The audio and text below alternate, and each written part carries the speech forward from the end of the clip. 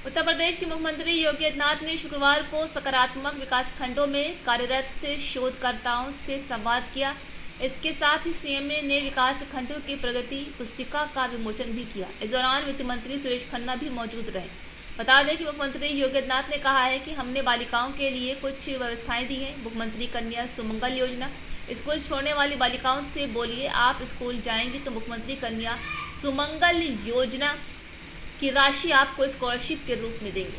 हमने बालिकाओं के लिए कुछ व्यवस्थाएं दी है। मुख्यमंत्री कन्या सुमंगला योजना, बेटी के जन्म लेने पर, बेटी के विद्यालय में प्रवेश करने पर, बेटी के 6ठी क्लास में जाने पर, बेटी के 9वीं क्लास में जाने पर, हाई स्कूल की परीक्षा पास होने के बाद आगे कोई भी ITI या कोई सर्टिफिकेट कोर्स या कोई डिप्लोमा कोर्स या आगे जो भी कार्य किसी उससे जुड़ना चाहती है, इसके लिए भी व्यवस्था दी गई है। हम ये भी पूछ सकते हैं, क्या ये बेटियां स्कूल क्यों नहीं जा रही है? क्या स्कूल में कोई दुर्व्यवहार तो नहीं करता है? क्या ऐसा तो नहीं कोई भेदभाव होता है?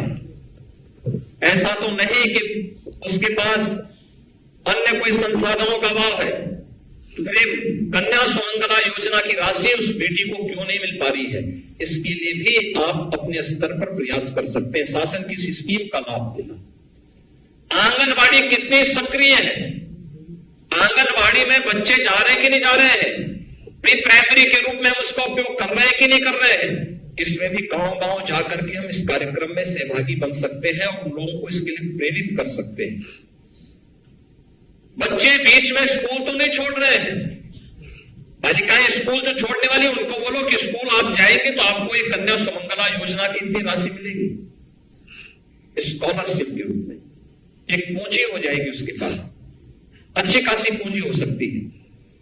उसको बताइए, इसके बारे में बताना पड़ेगा। ये एक बड़ा कार्यक्रम होगा जिसको हम शिक्षा के क्षेत्र में प्रेरित करने का कार्य कर सकते हैं। इलाहाबाद हाईकोर्ट से इजाजत मिलने के बाद वाराणसी में ज्ञानवापी परिसर का भारतीय पुरातत्व सर्वेक्षण की टीम ने गुरुवार सुबह 8 बजे से सर्वे शुरू किया, जहां 4 घंटे बाद यानी 12 बजे नमाज के लिए सर्वे को रोक दिया गया। अब दोपहर 2:30 से सर्वे फिर शुरू होगा।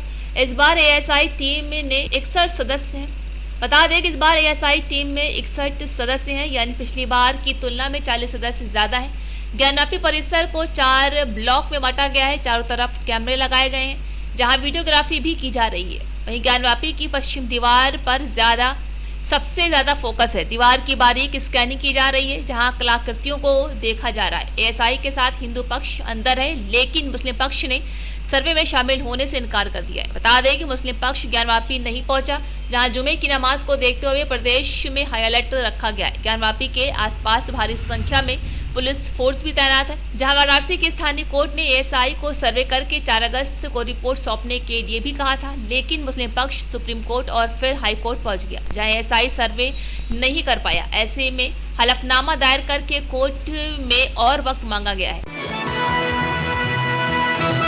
केंद्रीय मंत्री अनुराग ठाकुर ने अपने एक बयान में कहा है कि संसद के 15 दिन बर्बाद करने के बाद जब इनकी जंग हसाई शुरू हो गई है कि दिल्ली के बिल पर सब आए, पर ना तर्क था, ना कोई अपनी बात ढंग से रख पाया था। अब तक जो विपक्ष ने देश की भ्रमित करने का काम किया है, देश का समय और पैसा बर्बाद करने का काम किया है, विपक्ष भाग रहे हैं। उन्होंने कहा है कि क्योंकि उनके पास तर्क नहीं है। विपक्ष के सुरताल अलग हुए हैं और संसद के 15 दिन बर्बाद करने के बाद देश के सामने जब इनकी जंग हसाई शुरू हो गई कि दिल्ली के बिल पर तो सब आए, लेकिन ना तर्क था, ना कोई अपनी बात ढंग से रख पाया। और ये साफ दिखा कि अब तक जो विपक्ष ने किया है वो केवल देश को भ्रमित करने का काम किया है, देश का समय और पैसा बर्बाद करने का काम किया है। चर्चा तो मणिपुर पर पहले दिन से ही होनी तय थी। विपक्ष भाग क्यों रहा है? क्योंकि तर्क नहीं है, तथ्य नहीं है। और दूसरा, दिल्ली के बिल पर भी जिस तरह से विपक्ष धराशायी हुआ है वो साफ दिखा कि अब इनको चेहरा दिखाने की जगह। राजधानी की सड़कों पर इन दिनों क्रेन अभियान की चर्चा और असर देखने को मिल रहा है। इस अभियान की चपेट में ब्यूरोक्रेसी से लेकर उत्तर प्रदेश सरकार के माननीय भी हो चुके हैं।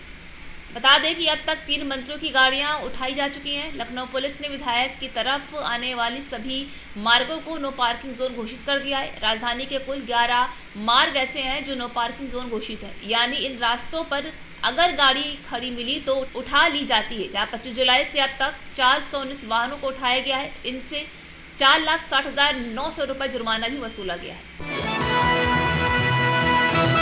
कानपुर में विवाद के चलते डिलीवरी बॉय आपस में भिड़ गए, जहां जमकर एक दूसरे पर चलाए हेलमेट और लात घुसे। जी हां, मारपीट के दौरान कई लोग घायल भी हुए हैं। राहगीरों ने मारपीट का वीडियो वायरल कर दिया। ये मामला नौबस्ता के RBI कॉलोनी के पास का है। कांग्रेस महासचिव KC वेणुगोपाल ने कहा है कि सरकार का स्पष्ट रवैया है, वे इस देश पर कैसे शासन कर रहे हैं। मणिपुर जल रहा है, हरियाणा में सबसे अधिक समस्याएं हो रही हैं। वे देश के शासन के प्रति पूरी तरह से असंवेदनशील है। उनका केवल एक ही एजेंडा है कि चुनाव जीतने के लिए ध्रुवीकरण किया जाए। क्या कारण है कि प्रधानमंत्री नरेंद्र मोदी संसद में नहीं आ रहे? देखिए उनके इस बयान में। This is a clear attitude of government. How they are ruling this country. Manipur is burning. Haryana lost most problems are occurring. Then they are bringing Rajasthan. That means they are totally insensitive on country's governance. Only one point agenda to make polarization everywhere for winning the election. That is why this situation coming in this country. Whenever we are asking for a discussion in the parliament, that also never happened. You see that when the Prime Minister, Parliament is here, Prime Minister not even come here for a single minute. What is the reason? What is the reason that the Prime Minister is boycotting the Parliament?